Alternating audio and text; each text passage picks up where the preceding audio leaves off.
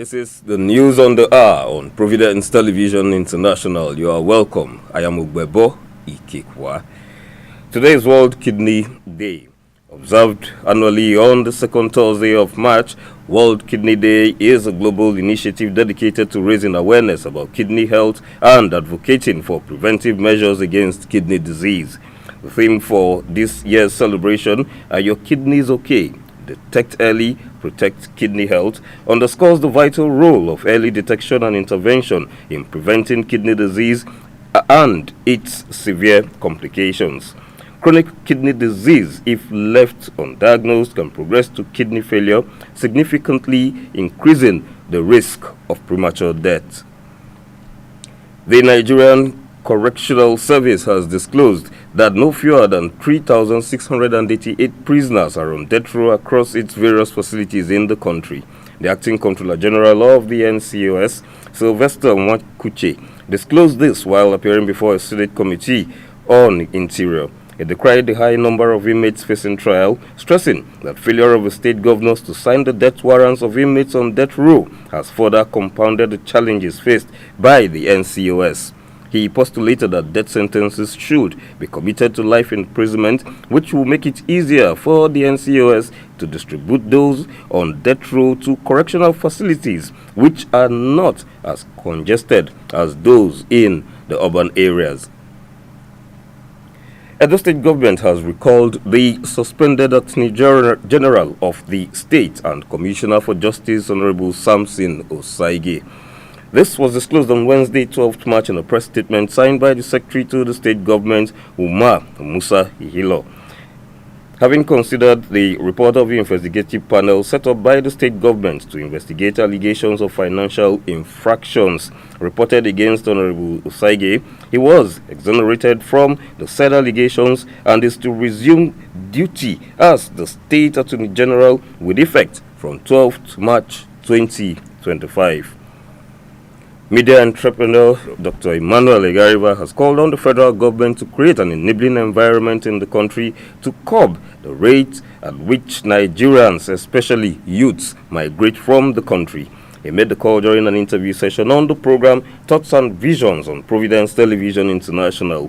The media entrepreneur stated that if issues like insecurity, electric power supply, and the high cost of living are tackled drastically, no Nigerian would want to leave the shores of the country. We begin to think that something should be done very drastically. Now, why do we say this? We say this because we are losing thousands upon thousands, maybe millions of our youths who are in the productive bracket. We are losing them to countries outside Nigeria. And they are living in droves because of what we call escapism. They want to escape from economic problems, security problems, and all of that. But we need not experience this because we are better endowed than many countries around the world where Nigerians run to. I mean, you just mentioned Haiti. You'll find Nigerians in Haiti. You'll find Nigerians in very many poor countries, even in the Southern Hemisphere. A Nigerian innovator, Stanley Anigbogu, has clinched the overall title of 2025 Commonwealth Young Person of the Year at the annual Commonwealth Youth Awards for Excellence in Development Work in London. Anigbogu was recognized for transforming waste into solar innovations that provide clean energy to over 10,000 refugees in Africa. The awards empower young change makers aged 15 to 29 by scaling local innovations to global impact and advancing sustainable development goals through education, entrepreneurship, sustainability, and inclusivity.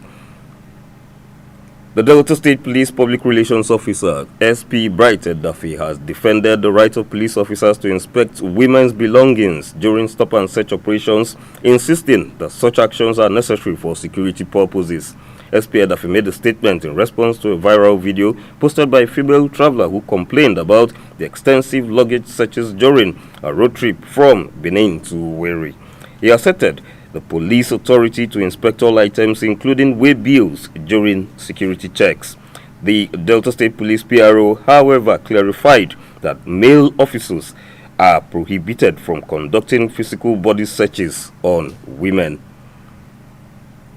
Dr. Patrice Motsepe has been re-elected unopposed for a second four-year term as president of the Confederation of African Football at the CAF Extraordinary General Assembly in Cairo on Wednesday. The 63-year-old, who has been at the helm of affairs of CAF since 2021, had announced his decision to stand again in October 2024. His candidacy came following multiple requests from CAF member association presidents and key football stakeholders across the continent. Italian Serie A club Atalanta have increased their asking price for Super Eagles forward Ademola Lookman from €50 million to €60 million following his stellar performance in Atlanta Juventus match last weekend. The reigning African Footballer of the Year played a major role in Atlanta's emphatic 4-0 victory over the Turin Giants last weekend, scoring his landmark 50th Serie A goal, further enhancing his reputation as one of the league's standout players. Juventus are now the most interested suitors for the Nigerian international, who tormented their defense during Sunday's historic thrashing, which was Juve's worst home defeat since 1967.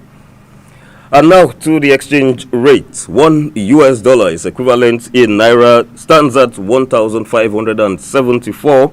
€1, 1,710 Naira. 1 British pound, 2,038 Naira. And 1 Canadian dollar now stands at 1,092 Naira. And that's the news on the hour. Thanks for watching. Please stay tuned.